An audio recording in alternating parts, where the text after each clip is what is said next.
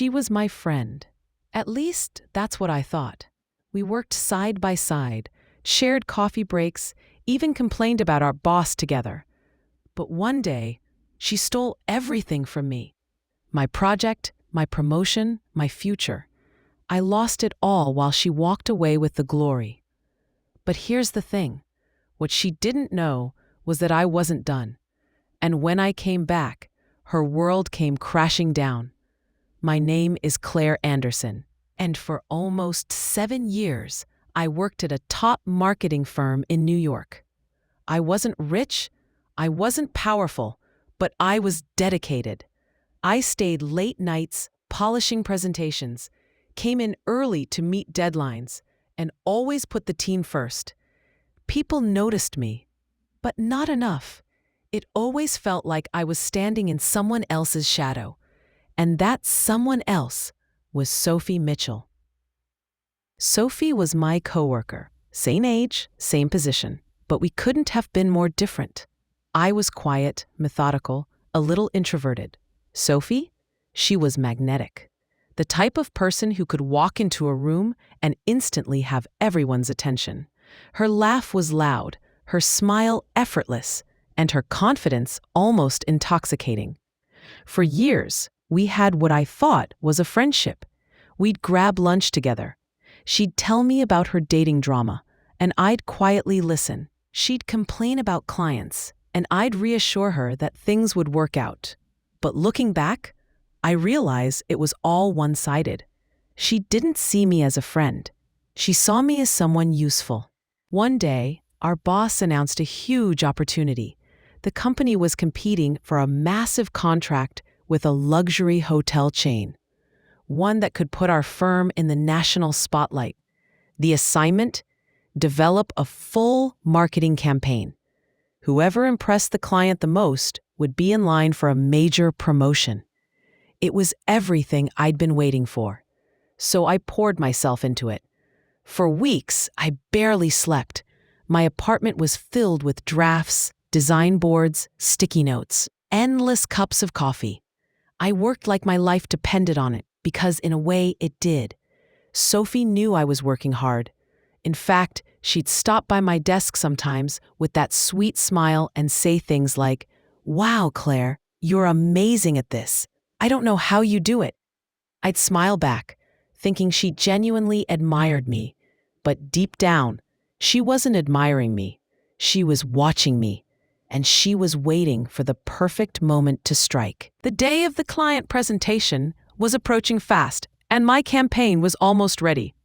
Late nights blurred into early mornings.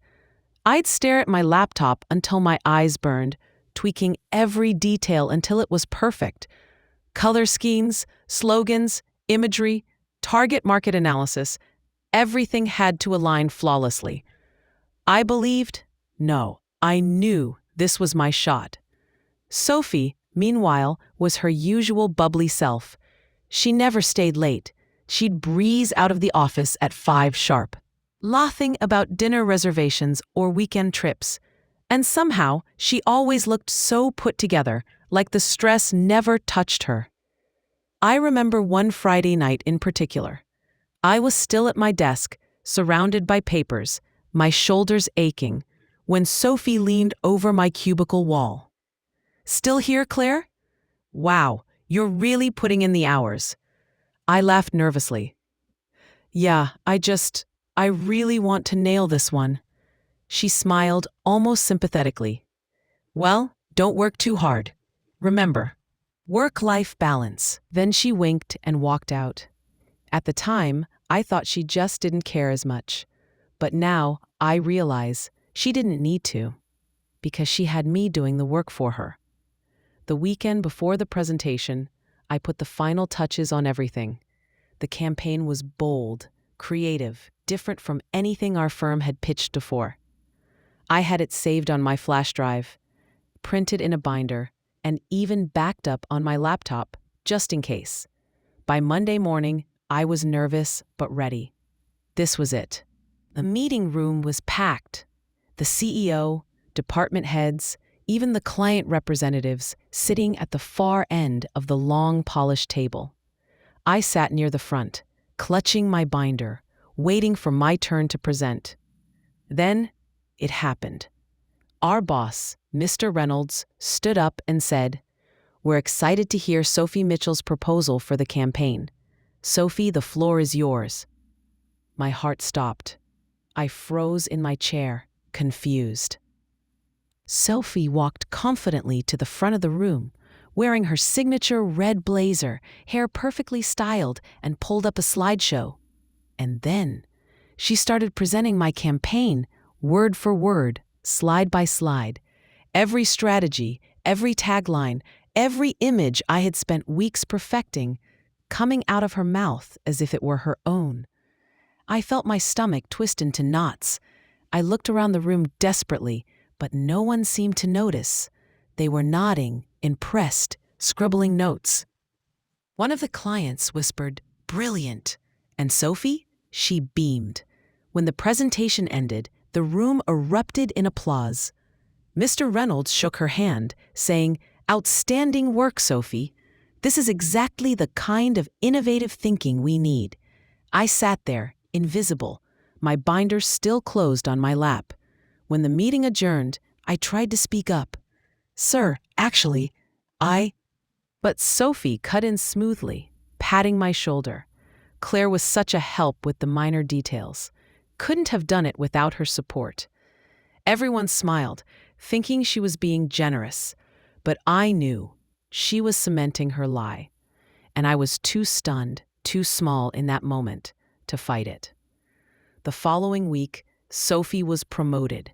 She got a huge bonus, her name in the company newsletter, even flowers delivered to her desk. Meanwhile, whispers started spreading about me, that I wasn't pulling my weight, that Sophie had carried the team while I slacked off. My manager called me in one Friday afternoon. His voice was polite, but his words cut deeper than anything Sophie had done. "Claire, we've been reviewing performance, and honestly, it feels like you're not contributing at the level we need anymore. Maybe it's time you considered other opportunities." In other words, I was fired. I packed up my desk in silence. No one said goodbye, not even Sophie. She just stood by the coffee machine, smirking faintly as I walked out with a box of my things.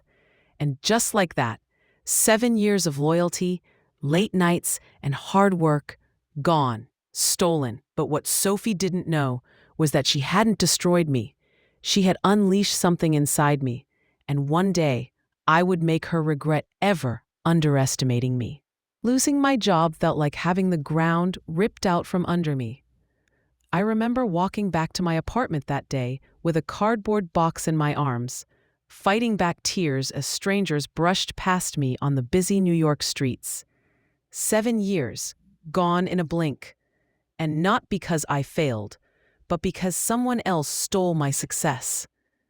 That night, I sat in my tiny one-bedroom apartment, staring at the pile of notes and drafts I'd brought home. The binders, the designs, the campaigns I had worked on over the years, all scattered on the floor like scraps of a wasted life. For hours, I sat there, numb. I felt worthless, betrayed, angry. But under all that pain, there was a flicker of something else: resolve. I thought about Sophie's smug face, the way she smirked when I left the office for the last time. She thought she'd won. She thought she'd buried me. But she didn't realize something important. I wasn't done. I was just getting started.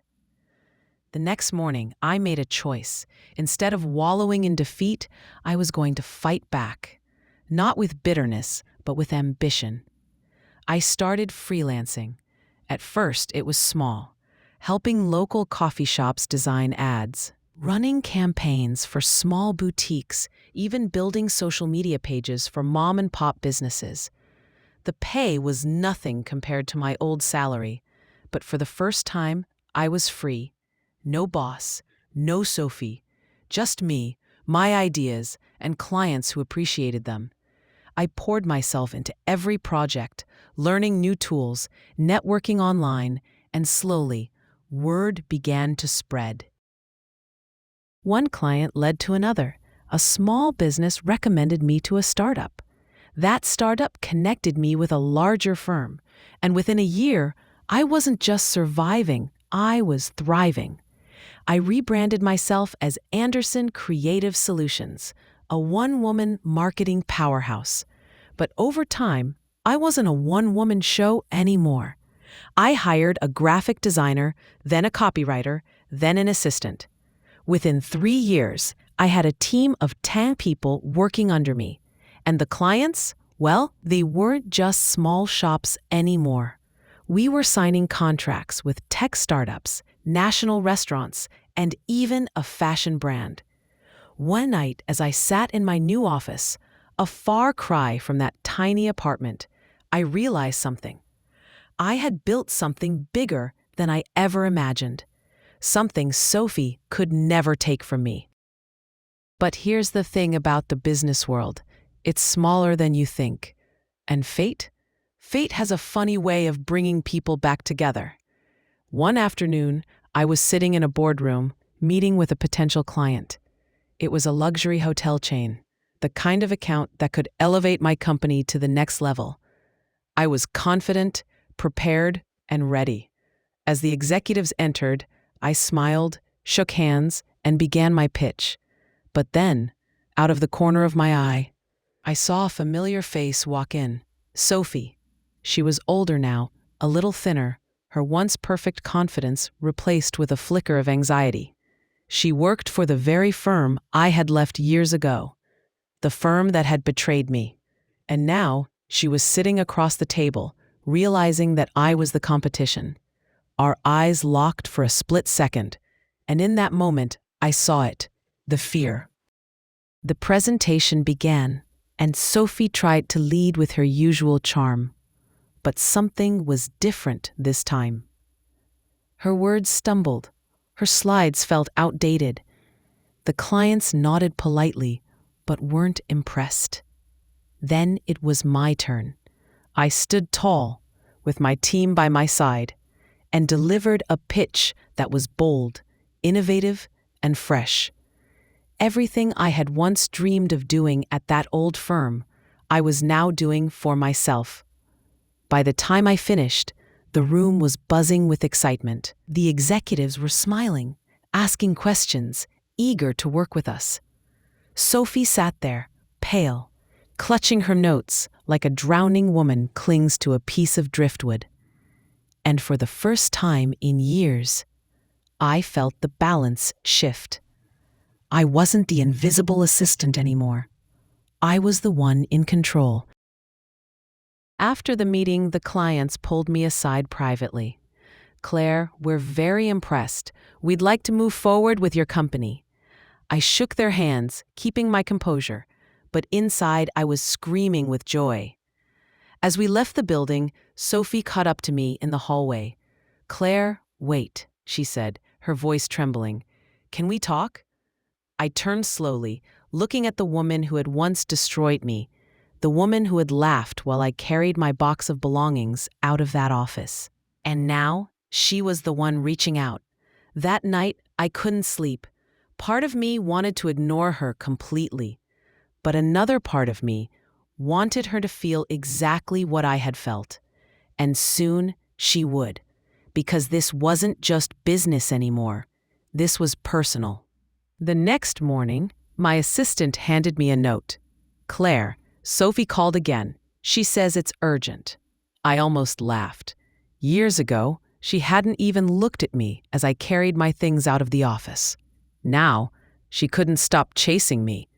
Later that afternoon, my phone buzzed. It was Sophie again. This time, I answered. "Claire, please," she started, her voice shaky. "Can we meet, just for coffee? I need to explain." I hesitated, letting the silence hang just long enough for her to feel the weight of it. Then I agreed. We met at a small cafe downtown. Sophie walked in, dressed in her usual polished style, but I could see the cracks. Her smile was forced, her hands fidgeting with her purse strap. You look amazing, she said almost bitterly as she sat down. I've been following your company. You've done so well for yourself. I nodded politely. Thank you. It hasn't been easy, but hard work pays off. Her eyes flickered, and for the first time I saw something in Sophie I'd never seen before. Not arrogance, not confidence, but fear. She leaned forward. Claire, listen, my firm, it's not doing well. We've lost a lot of clients. That hotel chain you pitched to, it was one of our last chances. If we lose them, I could lose everything. I sat back, letting her words sink in. Here it was. The mighty Sophie, the woman who once stole everything from me, now begging for help. Claire, please, she continued, desperation creeping into her voice. Maybe you could recommend we work together. We could combine efforts, like old times. I raised an eyebrow. Old times? The image flashed in my mind, me sitting in that boardroom years ago, clutching my binder while she stole my words, my ideas, my future. Sophie, I said softly, do you remember that hotel campaign all those years ago? Her face paled. Claire, do you remember standing in that room, presenting my work like it was yours, while I sat there invisible? She opened her mouth, but no words came out. I leaned forward now, my voice steady, calm. Back then, you took everything from me. You thought you buried me, but you didn't. You planted me, and I grew into something you could never destroy. Her eyes filled with tears. I made mistakes. I was young, I was ambitious, I didn't know. No, I interrupted sharply. You knew exactly what you were doing, and now you're learning that every betrayal has a price. I stood up, gathering my things. I don't need you, Sophie, and I don't owe you anything. The clients you've lost, the career that's slipping through your fingers, that's not my burden, it's yours. She reached out, almost grabbing my arm. Claire, please. But I pulled away. Goodbye, Sophie. And with that, I walked out of the cafe, leaving her sitting there, alone, defeated, drowning in the mess she created for herself. Later that week, my company officially signed the contract with the luxury hotel chain. It was the deal that would put us on the map nationwide. As I stood in my office, looking out at the city skyline, I felt the weight of my past finally lift. The girl who once cried over a cardboard box of belongings was gone. In her place was a woman who had turned betrayal into power. And Sophie? She was just a memory, a warning of what happens when you build your success on lies. In the weeks that followed, Sophie tried calling me again. Emails, messages, even reaching out through mutual contacts. But I never responded, because some bridges, once burned, should stay ashes. My company kept growing. New clients, new opportunities, new chapters in my life that Sophie could never touch. And every time I passed the old office building where I once worked, I smiled, not with bitterness, but with pride, because that place wasn't where my story ended. It was where it began. The truth is, betrayal hurts. It cuts deeper when it comes from someone you trusted, someone you called a friend. But here's the lesson I learned. Sometimes the people who try to bury you don't realize you're a seed. And when you rise again, you grow stronger than they ever imagined. So let Sophie's story be a warning. Never steal someone else's light, because one day they might come back, shining brighter than you can handle.